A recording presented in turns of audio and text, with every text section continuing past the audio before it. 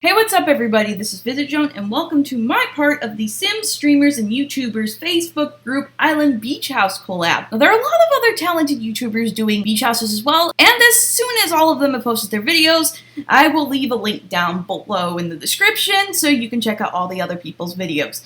But, you know, it's probably already happened because I'm in the Western Hemisphere, so really the only people who are actually behind me are the western half of the US and Alaska and Hawaii. And that's pretty much it. So everyone's probably already gotten their builds out, but you know what? Link will be in the description below. So there were two requirements for this house. One was it had to be on stilts, and the other was it had to be off the grid. And living off the grid, at least in the way they do it in the Sims games, really just seems like torture. But honestly, you know, I looked it up to come up with some ideas of what off-the-grid houses would look like, and it really doesn't seem that bad. I mean, because a lot of people that live off the grid, actually, it just means that they don't use, like, commercial electronics. Not electronics, electricity. They don't use commercial electricity, and so they just generate electricity themselves through solar panels and wind turbines and things like that. In fact, if you live near a river, you can actually build a water wheel and generate electricity that way. But for the purpose of the game, it actually is there's no electricity and there's no plumbing. Which, yes, that does sound like torture until you think about how much stuff you can actually use off the grid. I'll get to that in a little bit. But, you know, I was looking at stuff to try and figure out what I could build for this house, and actually I came across a picture of an off-the-grid community, and I figured, you know what? Why not make this a multi-family home? That's not something I've ever done, so I decided to go with that idea. The Sims that live in this house, well, they're related. I think one is the aunt of the other, so it's not like they're complete strangers, but, you know, they each have their own little section of the house, and I tried to make each little section different. And as you can see, you know, I actually did put the saucer lights in temporarily just so I could see what I was doing when I was building and furnishing the house. Because honestly, those lights are the best ones because, you know, if you use any other lights, you can't see what the heck you're doing. It's like, you know, I want to put a certain color on the walls, but it doesn't look like the color because the lighting is just off. And oh my goodness, I hate that. That's why I always use those saucer lights. But anyway, I did put those in there temporarily. And I did, you know, go around when I was going through the rooms and replace them all with candles and stuff that should work off the grid. But as for, you know, the stuff that works off the grid, there's a lot of stuff that does that they don't put, you know, functional off the grid. And I actually saw somebody else do a rant about this. And, you know, she was talking about, like, certain things like the tablets work off the grid. And the digital sketch pad works off the grid. And other things work off the grid. And I'm like, have you not heard of batteries? I mean, like, seriously, though? Like, you don't charge things in The Sims, so, you know, that wouldn't be that big of a deal. And then there were some items that, you know, really should have worked off the grid, but didn't. And I'm thinking, like, one of those is, you know, there was the only hanging light that worked off the grid was from the Vampires pack. And those of you that know me know that I have no interest in playing as vampires, and so I don't own that pack. I don't want to own that pack. It would just be like a waste of money for a bunch of stuff I'm never going to use and I'm never going to play with. Basically, I didn't have a hanging light that would work off the grid, although I found a couple that should, like this medieval chandelier from Get Famous. I mean, last I checked, they didn't have electricity in the Middle Ages. I don't know, I might be wrong about that. And then there was the laundry wash tub, which was kind of meant to be like an eco-friendly version of laundry. And you think, oh yeah, that should work off the grid. But apparently you can only do one load and you can't refill it. Which makes absolutely no sense because the ocean is right there. All you have to do is take the tub, dip it in the ocean, and you got water, okay? I mean, you can't drink it, but you can wash clothing in it. So that makes absolutely no sense whatsoever. And also there was, you know, someone complaining about how the heck are we able to cook off the grid? I mean, like, where is this gas coming from? And I'm sitting there thinking, okay, first of all, off the grid said there was no electricity and no plumbing. They never said anything about gas. So I'm gonna just assume here that there is a gas line. But, you know, even if there wasn't, you know, there are 2 canisters of propane gas sitting in my backyard. And all you have to do to get those is just go to the place where they rent U-Haul trucks and pick up a propane tank. And then that'll fuel your grill and your fireplace. Well, not fireplace. My parents have, like, an outdoor fire pit, and that's basically what fuels it, is a tank of gas, pretty much. But anyway, you know, even if you didn't have a gas line, you could probably hook up a tank of gas to a gas stove. I mean, gas stoves only use electricity just to light the spark and create the fire that you use to cook with. Well, you know what? You can get one of those swizzle sticks. Okay, not swizzle sticks. I always call those swizzle sticks. You know those flick lighter thingies that you use to light like campfires and stuff like that? You get one of those, use it on the area under the burner, and and boom, you have the fire to cook with. You don't need electricity. In fact, that's what we used to do before we got off our butts and got a new stove. We had to do that because the lighter thing wouldn't work. But anyway, you can even do that with a match. You can just strike a match, just throw it at a stove, and boom, you have a fire to cook with. Although, not that I condone playing with matches. In fact, don't actually try that at home. Just don't. But basically, the rule of thumb I use for this house is that if you can use it during a power outage, it should be able to work off the grid.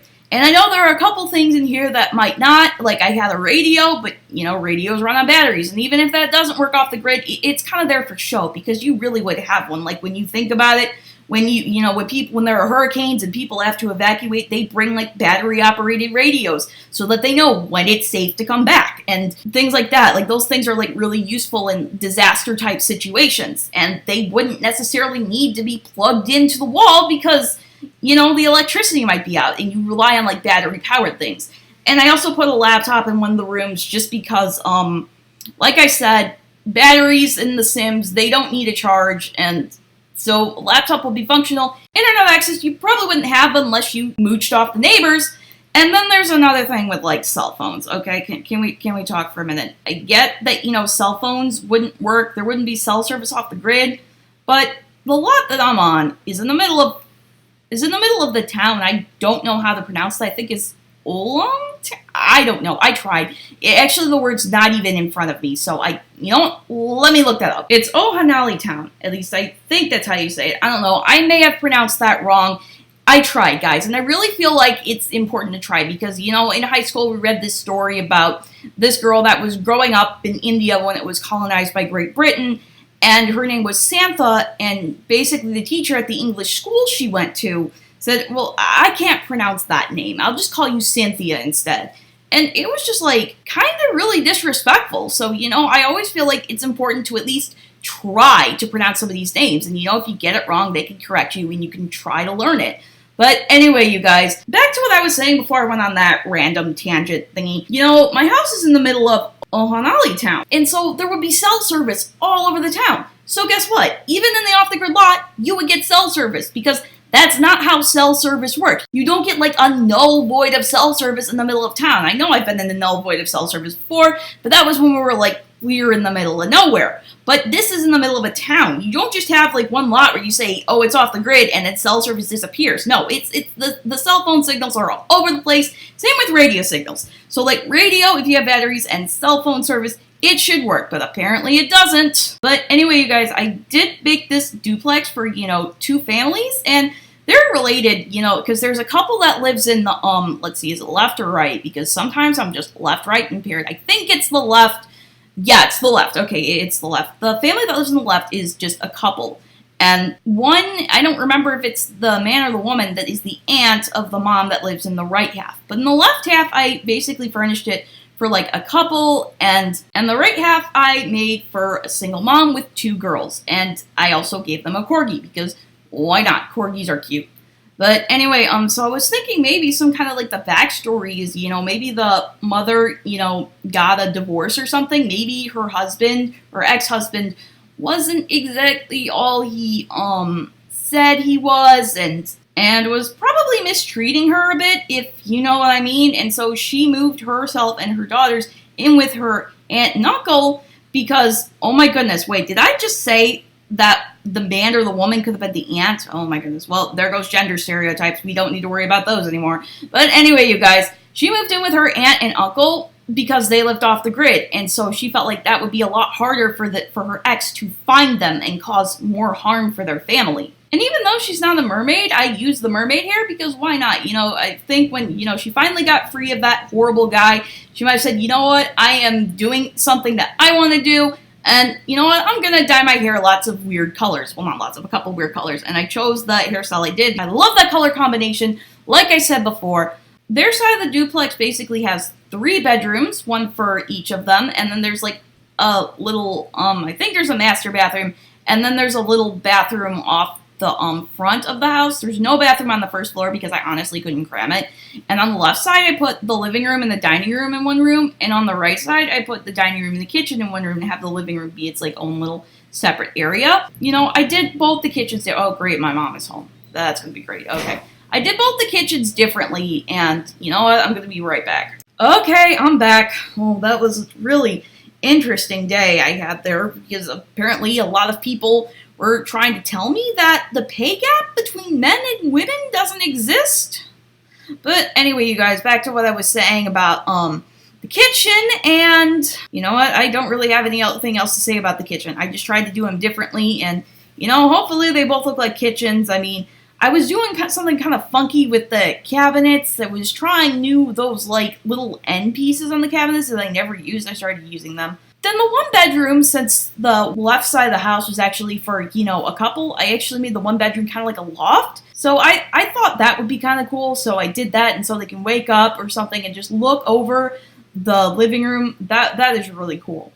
And I also spent quite a bit of time decorating the outside of this house because, you know, one thing I've learned in building, if you checked any of my earlier builds, you can see that the houses are a mess and the outside just doesn't look right. But I really learned how to make the outside look good and decorate it. So I put some like jungle adventure stuff and some of the flowers from romantic garden stuff and whatever else there was, flower stuff, I don't know. But I put them like all over the side of the house, like flower boxes in the windows, and it actually turned out pretty good. So there really isn't all that much more to say about this build, except for the fact that I did leave in the footage of me furnishing all of the bathrooms because, you know, this house was off the grid, and I figured if anything would be interesting, people would want to watch that. And so I did all of those bathrooms on camera. I may cut one or two of them out, but I figured, you know, since it was off the grid, it might be something interesting to watch. Because normally, I either usually just do the master bathroom on camera, or don't do them on camera because, you know, they're bathrooms. You know, I just honestly find the bathrooms to be the most annoying part of the build because it's like, I have all these ideas for all these other rooms in the house, and then I get to a bathroom, and it's just like, oh man, I gotta do a bathroom. Crud. You know, even when I was building, you know, community lots, it would just be, you know, I think I'm done, and then, oh wait, now I gotta do the bathroom. The bathroom's just getting in the way, so I always get that out of the way first. But anyway, you guys, that's pretty much it about the build, and you know, now that I'm a part of this group, I'm actually making a bigger effort to be supportive to other simmers, especially like really smaller simmers in general, because, you know, I really like it when somebody watches my stuff and comments on my video. So, you know, I try to do that to other simmers, and, you know, I get impatient sometimes, but I always try to watch the video for more than, you know, the 30 seconds that a lot of people just tune in for. And, you know, the Sims fandom, I know I had a friend who, about like 10 years ago, was doing Sims videos, and she just got like a butt ton of hate. It wasn't really all that nice, but nowadays, I feel like this is a much more supportive community. Nothing like the Pokemon community, which has become so toxic in the wake of E3. Oh my goodness, don't even get me started about that. Actually, you know what? I have to fill out this video with voiceover, so I'm going to talk about it anyway. If you don't want to hear about this, you can feel free to put your video on mute or skip ahead. But if you've watched until now, I'm pretty sure you like to listen to me talk, so I'm going to go ahead and talk about this. So, for those of you guys that don't play Pokemon, the new games, Pokemon Sword and Pokemon Shield, are set to release this November. And actually, it was really kind of funny because last year, Pokemon Let's Go and Sims 4 Get Famous released on the same day. So I was playing both of those games on the same day, like going back and forth between. It was actually really funny. But anyway, these new games, you know, it's the new generation of Pokemon. They're finally putting, well, Let's Go was a main series Pokemon game, but they're putting a main series Pokemon game that is a new generation, a new region, new Pokemon. They're putting that on the Switch, which, you know, everyone was all excited about. And about a month or a month and a half ago or something like that, they introduced this feature called Pokemon Home, which allows you to take your Pokemon from your old games and put them into this new game. Well, recently at E3, they revealed, after they made this announcement about Pokemon Home, and I think this is really why a lot of people are upset, they revealed that there's only going to be, the only Pokemon you can bring into the game are the ones that appear in the game, or like you can get in the wild in the game, or are part of the region-specific Pokédex. There is no national Pokédex, and everybody lost it. I kid you not. Basically, in the wake of this announcement, there was like all of a sudden a movement that's like, okay, we're gonna boycott the games now, and they're bringing hashtag bring back national decks, and it doesn't really affect me all of that much because, you know, I never transferred any of my Pokemon anyway, and you know, out of the over 900 Pokemon we're bound to end up with the new Pokemon that are added in these games, chances are I'm going to find 6 I like and want to use, and you know, like, if some of my favorite Pokemon aren't in this game, big whoop. I can play them with other games, you know? I mean, I'll probably find some new favorites with this game. It doesn't bother me this much. But I understand why some people would be upset, because a lot of people play Pokemon competitively, and they want their best Pokemon in the latest game. And I know it takes a lot of work to breed a competitively viable Pokemon and to train it up to the proper level to where you can actually stand a chance in competitive. I've tried competitive. I had no idea what I was doing, and I failed miserably.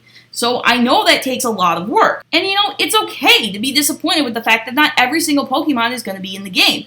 If you don't want to buy the game because of it, then don't buy the game. It's that simple. But what has become so toxic about it is that everyone is just starting to put other people down because they're actually excited for the game.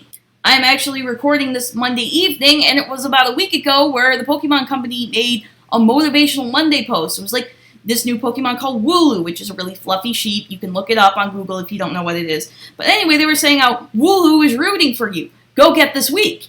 And people were on Facebook reacting with a little angry emotion. So I looked at the comments, and people were just complaining about this whole thing on a motivational post. Come on, people. This is supposed to be uplifting. This is supposed to be motivating people to get through Monday, because Mondays are terrible. But we don't need your negativity on this post. And one of the YouTubers that I watch, M&J TV, if you are interested in Pokemon and you haven't heard of him, go check him out. But he did a video on whether or not the games are still going to be good. And the other day, somebody posted on Twitter saying that he and the guy that created one of the, whatchamacallits, the websites that people look up for information about Pokemon games, are basically harming the community because they're acting irrational about this whole thing, which is just really stupid. It is not that hard. Like, you know, recently the trailer for the new Mulan movie dropped, and you know what? They pretty much cut out everything I liked about that movie, and every reason I would have gone to see that movie, it's not there. So you know what? I'm not going to see that movie. But you know what else I'm not going to do? I'm not going to put other people down who are legitimately excited for the movie. You know, it's the same thing with this Pokemon. It's okay to be upset. If you don't want to buy the game, fine. But don't put down the people who are excited about the games. They're not trying to harm the community at all. That is just stupid. And the ridiculous thing is that, you know, boycotting the game isn't really going to do anything. Game Freak's already made their decision.